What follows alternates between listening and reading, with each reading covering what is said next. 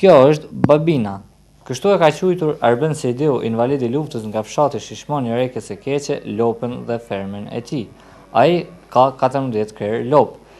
Fermën e ka ngritur me mjetet e tij dhe është i ndihmuar nga disa miq. Thotë se me punën të cilën e bën në fermë e mban familjen.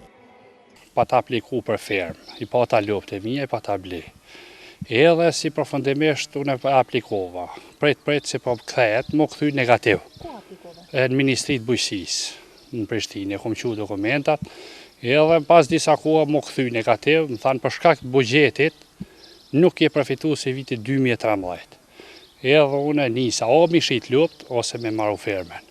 Përfundimisht vendosa me marru fermen, edhe kom marrë para të bërgjë, sta mosh në Zvicër, ja kom marrë 10.000 euro. Editor, drejtori i Bujqësisë, Bekim Ermenia, ardhe ka vizitu ma Grënxorën.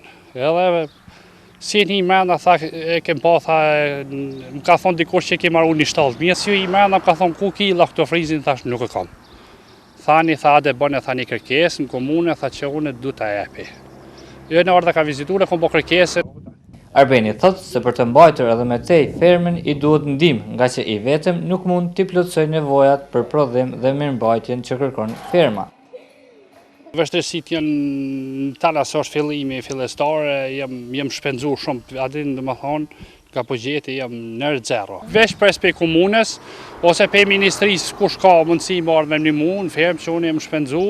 Ky fermer qumshtin e shpërndan në fabrikën e përpunimit qumshtit Golej, por për shtimin e numrit të krerëve i duhet përkrahje si nga komuna ashtu edhe nga Ministria e Bujqësisë.